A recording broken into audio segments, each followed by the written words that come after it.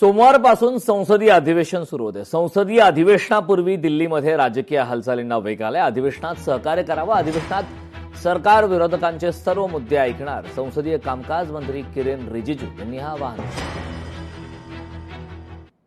संसद का मानसून सत्र कल से शुरू होगी। आज सरकार ने ऑल पार्टी का फ्लोर लीडर्स का बैठक बुलाया है।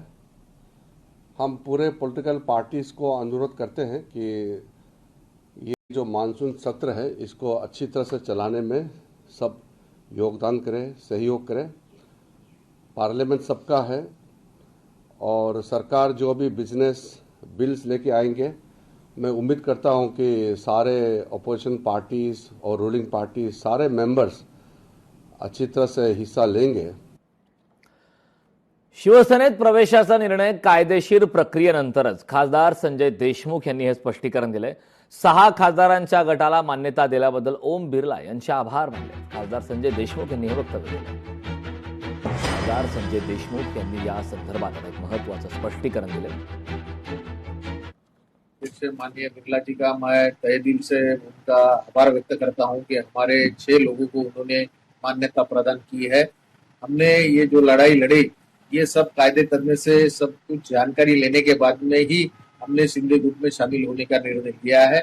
और निश्चित तौर से विकासात्मक काम हमारे एरिया में होना चाहिए। लोकसभा क्षेत्र में जिस यहाँ के जनता ने मुझे चुन के दिया था या हमारे 6 खासदारों को चुन के दिया था, आखिर में अपने भाग का अपने विकास होना चाहिए, ये हमारी इच्छा है।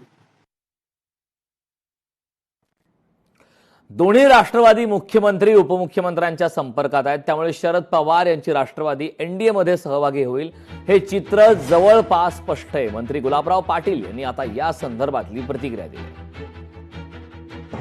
आता राष्ट्रवादीने काय करावं हा राष्ट्रवादीचा प्रश्न आहे आणि मला तरी असं वाटतंय की दोघं राष्ट्रवादी हे वरती केंद्रात किंवा राज्यात जेव्हा भाऊ किंवा शिंदे साहेबांच्या संपर्कामध्ये आहे, त्यामुळे एनडीए मध्ये ते सामील होतील हे चित्र स्पष्ट झालेलं आहे।